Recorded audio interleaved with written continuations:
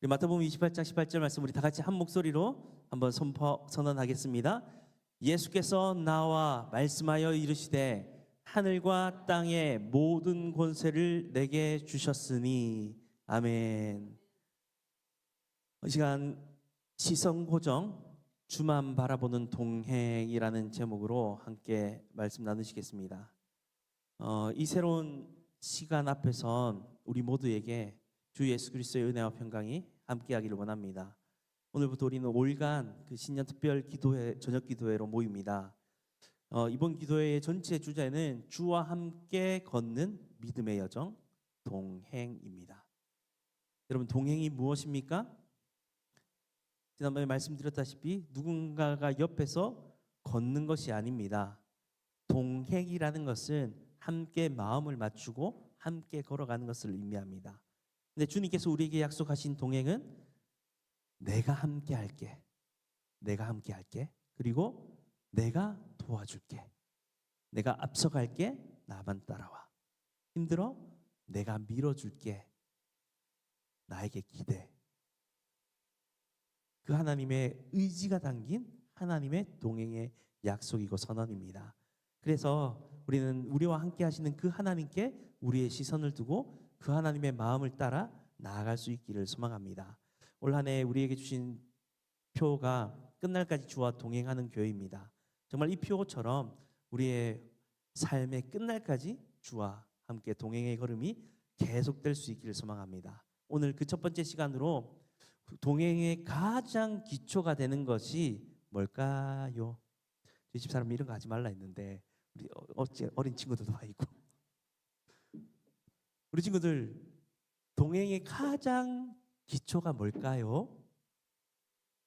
동행은 나 혼자 가는 게 아니에요. 옆에 누군가가 같이 가는 거예요. 그러면 나 혼자 막 뛰어가면 될까요? 그러면 동행의 가장 기본은 뭘까요? 시선입니다. 나와 함께하고 있는 사람과 함께하고 있는 사람을 봐야죠. 그 사람을 봐야 함께 갈 수 있죠. 우리 남자 어르신들은 군대를 갔다 오시면 제식 훈련을 하지 않습니까? 제식 훈련할 때 가장 기초가 뭐죠? 오와열을 맞추는 거. 그죠? 오와열을 어떻게 맞추죠? 곁눈짓하면서 봐야 되잖아요. 시선. 너무나 중요합니다. 보지 않으면 나 혼자 그냥 가게 됩니다. 그래서 시선이 너무 중요하기에 그 동행의 첫 번째 시선에 대해 함께 말씀을 나누고자 합니다. 오늘 이 자리에 함께한 우리 교회 학교 우리 어린 친구들부터 우리 어르신들까지 저를 한번 보시겠습니까? 그리고 이 질문에 한번 답해 보십시오. 지금 여러분의 눈은 어디를 향하고 있습니까? 네, 맞습니다. 저를 바라보고 있습니다. 이렇듯 말씀드렸던 것처럼 우리가 누군가 함께 걷기 위해서는 먼저 그 대상을 바라봐야 합니다. 눈을 감고 누군가를 따라갈 수 없습니다. 시선이 흐트러지면 발걸음도 비틀어지고 엉뚱한 곳으로 가기 마련입니다. 분명히 처음에 같이 출발했는데 나 혼자 엉뚱한 데 가 있습니다. 그래서 시선이 흐트러지면 발걸음도 비틀어지고 엉뚱한 곳으로 갈 수밖에 없습니다. 그래서 다시 한번 우리의 시선을 모으는데, 그러면 우리 모두가 함께 같이 가기 위해서는 우리가 모두 같은 곳을 바라봐야 합니다. 그죠?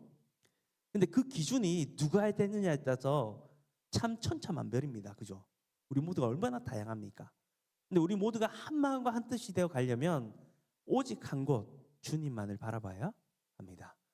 어제나 오늘이나 영원토록 변함없으신 주님, 언제나 신실하신 그 주님을 함께 바라보며 나갈 때 우리 모두는 함께 호흡을 맞추어 함께 동행할 수가 있는 것입니다. 그래서 오늘 말씀을 통해 2026년 그리고 끝날까지 우리의 시선을 어디에 두어야 할지, 그리고 왜 중요한지를 다시 한번 깨닫는 시간 될 수 있기를 소망합니다. 첫 번째는 먼저 다가오시는 예수님입니다. 마태복음 28장 18절에서 고백처럼 예수께서 나와 말씀하여 이르시되, 예수님이 먼저 나오셨습니다. 우리에게 먼저 나오셔서 우리에게 말씀해 주십니다. 여러분, 동행이라고 하면 우리는 흔히 내가 열심히 하나님을 쫓아가야 하는 것이라고 생각할 수가 있습니다.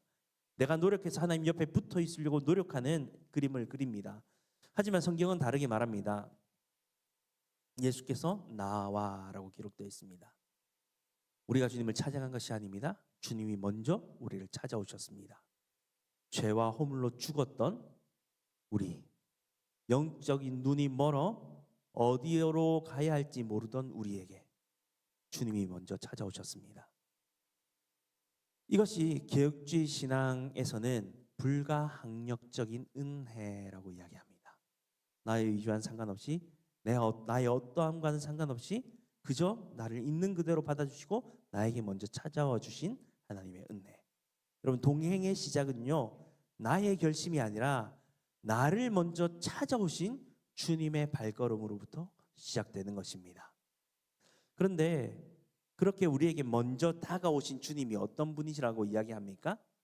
그분은 좋은 선생님이나 마음씨 좋은 아저씨가 아닙니다. 하늘과 땅의 모든 권세를 가지신 분입니다. 우리 어린이 여러분, 대통령이나 왕이 정말 힘이 있잖아, 그죠? 그런데 그 대통령이나 왕보다 훨씬 더 힘세신 분이 있어요. 그분은 바로 온 세상을 만드시고 다스리시는 창조주 되신 하나님이십니다. 부활하신 예수님은 죽음을 이기시고 하늘과 땅의 모든 통치권을 쥐고 계십니다. 2026년 새해라는 새로움이라는 것은 늘 언제나 두 가지 마음을 동시에 줍니다. 새로운 것에 대한 기대. 그 기대 뒤에는 어떤 일이 일어날지 모르는 불안함과 두려운 마음. 두 가지 동시에 존재하는 것 같습니다. 앞으로 어떤 일이 다가오든 그 문제가, 그 일들이 여러분을 힘들게 할 때에 기억하기 원합니다. 하늘과 땅의 권세를 가지신 분, 하늘과 땅을 움직이시는 그 권세의 주님이 지금 내 옆에 계십니다. 그리고 나와 함께 가자고 먼저 손을 내미십니다. 여러분, 이 확신을 꼭 붙들고 가는 저와 여러분 될 수 있기를 바랍니다. 두 번째는 세상이 아닌 주님을 바라보라입니다. 히브리서 12장 1절에서 3절 말씀 한번 띄워주실까요? 너무 제가 죄송하시면 나이도 어린데 노안이 와가지고요, 작으면 잘 안 보여요. 우리 방송실에 다음에 감사합니다. 네, 크게 한번 다 같이 읽어보겠습니다. 이러므로 우리에게 구름같이 둘러싼 허다한 증인들이 있으니 모든 무거운 것과 얽매이기 쉬운 죄를 벗어버리고 인내로써 우리 앞에 당한 경주를 하며 믿음의 주요 또 온전하게 하시는 이인 예수를 바라보자. 그는 그 앞에 있는 기쁨을 위하여 십자가를 참으사 부끄러움을 개의치 아니하시더니 하나님 보좌 우편에 앉으셨느니라. 너희가 피곤하여 낙심하지 않기 위하여 죄인들이 이같이 자기에게 거역한 일을 참으신 일을 생각하라. 아멘. 여러분, 주님이 우리 곁에 이제 계신 것을 알았다면 우리는 어떻게 걸어야 합니까? 오늘 히브리서 12장 2절은 명확한 지침을 줍니다. 믿음의 주요 또 온전하게 하시는 이인 예수를 바라보자. 우리의 섬김이, 우리의 봉사가, 우리의 열심이, 우리의 기도가, 우리의 예배의 걸음이 우리를 온전하게 하는 것이 아닙니다. 우리의 선한 행동들이, 말씀의 순종함이 우리를 온전하게 하는 것이 아닙니다. 우리를 온전하게 하시는 분은 오직 한 분, 예수님이십니다. 이것이 얼마나 큰 은혜인지 모릅니다. 우리는 어떻습니까? 날마다 넘어지기 바쁘고 쓰러지기 바쁘고 허우적거리기 바쁘고 헤매기 바쁜 게 우리의 모습 아닙니까? 온전함이라고는 단 1도 찾을 수 없는, 잠깐 진짜 반짝거리는 정도로만 잠깐 온전해지는 척만 할 뿐이 우리의 모습 아닙니까?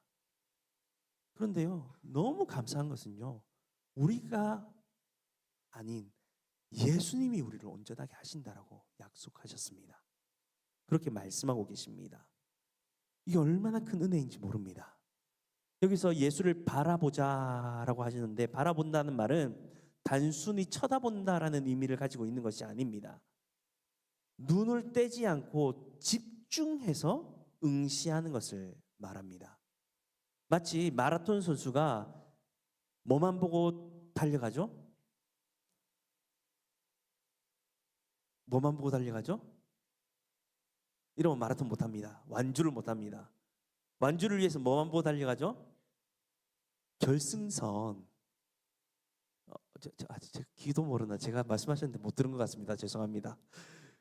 결승선만 보고 달려갑니다. 그렇게 뛰는 것처럼 우리는 예수님만 바라보고 나가야 합니다. 넘어질까 두려워할 필요가 없습니다. 우리를 온전하게 하시는 분이기 때문에 우리를 넘어지도록, 자빠지도록, 엉뚱한 곳으로 가도록 버려두지 않으십니다. 그러기에 우리의 시선 고정 누구에게로? 예수 그리스도에게로. 그래서 1절 보면요, 구름같이 둘러싼 허다한 증인들이 있다고 합니다. 이미 우리 앞에 그렇게 주님만을 바라보고 나갔던 많은 증인들이 있으니 그 증인들을 봐라. 그들이 증거해주고 있지 않느냐. 그러니까 너희도 예수만 바라보고 가라고 말씀하시는 것입니다. 어떤 증인들이 있죠? 아브라함, 모세, 다윗, 그리고 우리의 믿음의 많은 선배들이 응원석에 앉아서 우리를 막 격려하고 있습니다. 주만 보고 가면 돼. 어디 와, 주만 봐, 주만 봐 이러면서 응원하고 막 소리를 치고 있습니다. 나도 걸어봤는데 주님만 바라보고 가면, 그 말씀만 따라가면 다 잘할 수 있어 라고 소리치고 있습니다. 근데 우리는 달리는 이 경주장에는요, 우리의 발목을 잡는 것들이 너무나 많습니다. 우리의 믿음의 선배들께는 죄송한 말이지만, 우리의 믿음의 선배들이 살았던 때도 정말 그런 것이 많았겠지만 우리가 살아갈 때는 훨씬 더 많은 듯합니다. 그렇지 않습니까? 너무 우리의 시선을 빼앗는 것이 많고 우리의 마음을 뺏어가는 것들이 너무나 많은 시대를 살아가고 있습니다. 정말 온갖 곳곳에 제가 막 어망을 쳐놓고 그냥 안 걸릴 것이 없는 촘촘하게 망을 쳐놓은 것처럼 우리를 걸려 넘어지게 하는 것들이 너무 많습니다.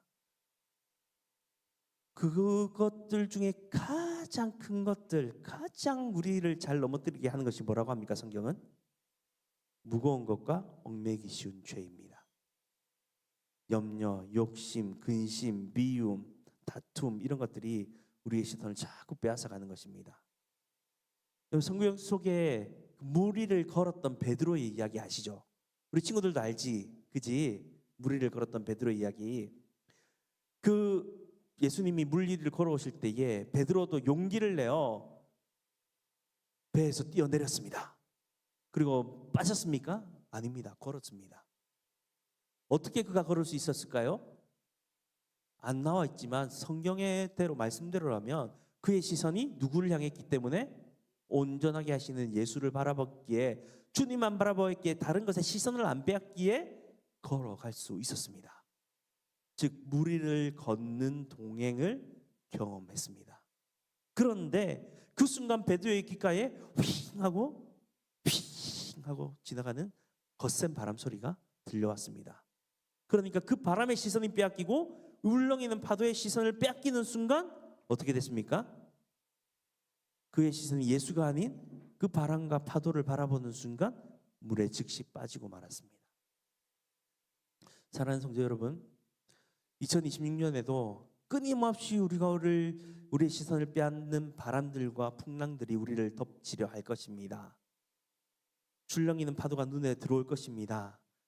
경제적인 어려움이라는 파도, 자녀의 문제라는 파도, 건강의 위기라는 바람, 그리고 나를 괴롭히는 사람들이라는 시기, 질투, 다툼들이 불어올 것입니다. 그때 그 파도를 보면 우리는 100%, 200% 빠지고 말 것입니다. 환경을 묵상하면요, 환경을 묵상하면 할수록 두려움에 잠깁니다. 어려움과 문제들을 생각하면요, 더 머리가 복잡해지고 괴로워집니다. 왜냐하면 내가 어떻게 할 수 없거든요. 그러나 파도 위를 밟고 서 계신 주님을 바라보게 된다면 우리는 무리를 걷게 될 것입니다.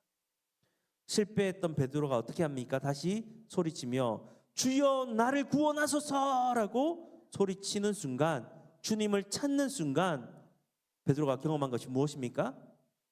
손을 내밀어 잡아주시는 주님을 경험했습니다. 우리의 시선이 세상이 아니라 오직 주님께만 고정되기를 원합니다. 여전히 우리를 괴롭히고 우리를 힘들게 하고 우리를 넘어뜨리려는 많은 문제들과 어려움들과 사람들이 있을 것입니다. 그런데 그 모든 것에도 불구하고 우리의 시선이 주께만 향할 때에 우리는 주와 동행하게 되는, 넘어진 그때라도 물에 빠진 그때라도 주님을 부를 때에 우리를 도우시고 건지시는 은혜를 경험하게 될 것입니다. 우리의 시선이 주님만을 바라보기를 원합니다. 세 번째, 막막함 속에서 오직 주님만을 외쳐야 합니다. 역대하 20장 12절 말씀 한번 같이 읽어볼까요? 우리 하나님이여 그들을 징벌하지 아니하시나이까. 우리를 치러오는 이 큰 무리를 우리가 대적할 능력이 없고 어떻게 할 줄도 알지 못하옵고 오직 주만 바라보나이다. 오직 주만 바라보나이다. 여러분, 이 심정이 우리의 심정 아닙니까? 여호사밧 왕이 그랬습니다. 모압과 암몬과 연합군, 즉 거대한 적군들이 연합해 우리를 치려고 오고 있었습니다. 도저히 이길 수 없는 싸움입니다. 그래서 이 큰 무리를 대적할 힘도 없고 능력도 없고 어떻게 할 줄도 모릅니다. 그것이 내가 처한 상황입니다 라고 고백하는 것입니다. 여러분, 이 고백이 저와 여러분 모두의 고백이 되길 원합니다. 이런 상황에 우리의 고백은 뭐가 되어야 할까요? 오직 주만 바라보나이다. 오직 주만. 문제들이 아니라 그 큰 적군들이 아니라 내가 없음이 아니라 오직 주만. 정말 솔직한 기도 아닙니까? 하나님, 저는 능력이 없습니다. 어떻게 해야 할지 알지 못합니다. 그래서 주님만 쳐다봅니다. 다시 한번 따라해 볼까요? 오직 주만 바라봅니다. 네. 어린아이가 길을 가다가 무서운 개를, 엄청 덩치가 크고 막 우왕 거리는 개를 만나면 어떻게 합니까? 같이 대적합니까? 아니죠. 어떻게 하죠? 싸울 방법이 없는데 엄마 아빠를 부르며 달려가죠. 아빠 얼굴을 쳐다봅니다. 그러면 아빠는 그 눈빛이 뭡니까? 아빠 저 봐, 저 개 좀 봐, 너무 신기하지? 우와 저 개 너무 크지? 이겁니까? 아빠 도와줘, 이거 아닙니까? 그렇게 아빠를 쳐다볼 때에 아빠가 나가서 해결해 줍니다. 그 아빠를 쳐다보는 시선은 믿음의 시선입니다. 어려운 문제들 앞에서, 큰 두려움 앞에서 우리의 시선이 오직 주를 향해 바라볼 때에 주님께서 우리를 도와주실 것입니다. 새해 시작부터 참 마음이 답답하신 분들도 많을 것입니다. 참 해결되지 않은 많은 일들과 쌓여있는 많은 문제들이 어떻게 해야 하나라고 막막하실 것입니다. 저도 제 배만 보면 막막합니다. 아이들의 키만 봐도 걱정이 됩니다. 엄마 아빠를 닮으면 안 되는데. 근데 어쩔 수 없지 않습니까? 그죠? 그래서 주님 배 들어가게 해주세요만 하는 게 아니고 열심히 노력하긴 하지만 아무리 노력해도 안 들어가더라고요. 주님이 은혜를 주셔야 됩니다. 네, 우리의 무능력함을 인정해야 합니다. 그 무력함의 자리에서 우리의 고개를 들어 전능하신 하나님을 바라봐야 합니다. 여호사밧이 주만 바라보았을 때 하나님은 이 전쟁은 너희에게 속한 것이 아니라 내게 속한 것이라 말씀하시며 직접 싸워 승리하게 하셨습니다. 여러분, 문제가 크십니까? 문제가 더 클수록 하나님을 향한 시선이 더 강렬해져야 합니다. 주님을 향한 부르짖음이 더 세져야 합니다. 주님께서 해결해 주실 것입니다. 네 번째, 갈 길마다 다섯 번째까지 해야 되는데, 네 번째, 생명을 얻는 시선이 있습니다. 우리의 시선은요, 생명을 얻는 시선이 되어야 합니다. 주님을 바라보는 것은요, 단순히 문제를 해결하는 차원을 넘어서 생명을 얻는 유일한 길이 되기 때문입니다. 광야에서 이스라엘 백성들이요, 길을 걷다가 불평하다가 뱀에 물려 죽게 되었습니다. 온몸에 독이 퍼져서 곳곳에 죽어가는 사람들의 소리가 들리고 그 울음소리가 들리고 아픔에 죽어가고 있었습니다. 그때 하나님이 모세에게 처방전을 줍니다. 노스로 뱀을 만들어 장대 위에 달라. 그리고 하신 말씀이 중요합니다. 물린 자마다 그것을 보면 살리라. 약을 바르는 것이 아닙니다. 뱀을 잡아 죽이는 것도 아닙니다. 그저 장대 위에 높이 달린 놋뱀을 쳐다만 보면 사는 것입니다. 어떤 사람은 뱀에게 물렸는데 뱀은 쳐다보기도 싫어. 뱀을 보면 낫는다고 쳐다보기도 싫어. 안 본 사람은 죽었을 것입니다. 근데 제가 재미있는 상상을 해봤습니다. 뭐 뱀에 물려가지고 지금 죽어가고 있는데 뭐 저 뱀을 말하고 하고 뱀을 본 사람은 어떻게 됐을까요? 왜요? 뱀을 본 즉 살리라 말씀하셨으니까 아마 살지 않았나 저는 생각을 합니다. 약속하신 대로 하시는 분이기 때문에. 그 뱀을 본 즉 살리라 하셨기에 어떻게든 뱀을 본 사람은 살았을 것입니다. 정말 믿음이 강해서 아니, 뱀을 보면 산다고요? 봤던 사람도 살았을 것이고, 믿음 없이 불평하면서도 뱀을 봤던 사람도 살았을 것입니다. 이게 얼마나 큰 은혜인지 모릅니다. 정말 믿음이 대단한 사람만 살았다면요, 이스라엘 백성들 중에 살아난 사람 없을 것입니다. 손에 꽂을 것입니다. 그렇지 않을까요? 반신반의하면서 봤던 사람 너무 많았을 것입니다. 옆에서 보는 것 보면서 살았던 사람을 보면서 그러네 하고 봤던 사람도 살았을 것입니다. 우리의 믿음이요, 대단한 사람만 큰 일을 이룰 수 있는 것이 아닙니다. 아무리 믿음이 없어도요, 말씀하신 대로 나아갈 때, 주님을 바라보고 그 말씀을 따라 나아갈 때에 주님이 역사하십니다. 우리는 그 말씀을 믿고 순종하며 나아갈 때에 우리가 순종하는 것이 아니라 순종하게 하십니다. 예수님은 요한복음 3장에서 이 사건이 바로 자신에 대한 이야기라고 하셨습니다. 십자가에 달린 예수 그리스도, 죄의 독이 퍼져 영원히 죽을 수밖에 없는 우리에게 하나님은 다른 어려운 조건을 요구하지 않았습니다. 돈을 많이 내라, 착한 일을 많이 해라, 사람들 많이 도와줘라, 고행을 내라 하지 않으셨습니다. 오직 한 가지, 믿음으로 십자가의 예수를 바라봐라. 우리 교회 안에 아직 구원의 확신이 없으신 분이 계십니까? 혹은 신앙생활을 오래 했지만 그 구원의 기쁨을, 감격을 잃어버린 분이 계십니까? 다시 십자가를 바라보십시오. 나의 행위가 아닌, 나의 어떠함이 아닌, 나를 위해 물과 피를 쏟으신 어린 양 예수를 바라보는 것, 그것이 구원이며 그것이 동행의 시작입니다. 마지막으로 말씀을 맺겠습니다. 항상 주를 바라봅니다. 여러분, 동행은 한번 쳐다보고 마는 것이 아닙니다. 다윗은 시편 25편 15절에서 이렇게 고백합니다. 내 눈이 항상 여호와를 바라보면 내 발을 그물에서 벗어나게 하실 것이미로다. 여기서 중요한 단어는 항상입니다. 항상은요, 이 히브리어의 이 항상은 이런 의미를 가지고 있습니다. 오직, 부단하게, 끊임없이. 그러니까요, 다른 게 아니고 오직 주님만을, 여호와를 바라보고 부단하게 바라보고 끊임없이 바라보고. 지금 발이 그물에 걸려 있으면 우리의 시선은 어디를 향하게 돼 있죠? 발을 향하게 돼 있잖아요. 그런데요, 이 다윗의 고백은요, 발을 보는 게 아니고 하나님을 바라보는 것입니다. 이것이 저와 여러분의 자세가 되었으면 좋겠습니다.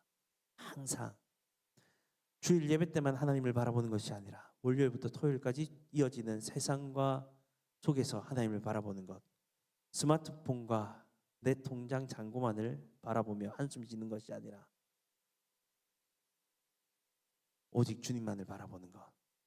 기쁠 때나 슬플 때나 밥 먹을 때나 일할 때나 학교에 있을 때나 공부할 때나 우리의 영적인 시선은 항상 나룻밤의 바늘처럼 항상 주님을 향해 있어야 합니다. 사랑하는 믿음의 동역자 여러분, 그리고 이 자리에 함께한 다음 세대 우리 교회 학교 여러분, 2026년 동행이라는 이 우리에게 주신 사명 앞에 5일간의 여정을 시작하는 오늘 첫 번째 원칙을 바라봅니다. 시선고정. 누구에게 고정하는 것입니까? 우리의 시선을 오직 예수님께, 고정하며 출발하는 저와 여러분이 되길 원합니다. 문제보다 크신 하나님을 바라봅시다. 우리를 위해 십자가에 지신 예수님만 바라봅시다. 내 계획과 내 판단이 아니라 모든 것을 가지신 주님만을 의지하며 오직 주만 바라보나이다 라고 고백합시다. 그리하여 올 한 해 베드로처럼 세상의 그 파도 위를 풍랑 위를 걸으며 주와 동행할 수 있기를 바랍니다. 여호사밧처럼 어쩔 수 없는 엄청난 적군들이 몰려와 위협당할 때에 주님을 바라봄으로 승리를 경험할 수 있기를 바랍니다. 다윗처럼 그물에서 벗어나는 안전한 동행을 누리는 저와 여러분, 우리 교회가 될 수 있기를 간절히 소망합니다. 이 시간 함께 찬양하며 그 주님을 바라보기를 원합니다. 결단하며 기도하기를 원합니다.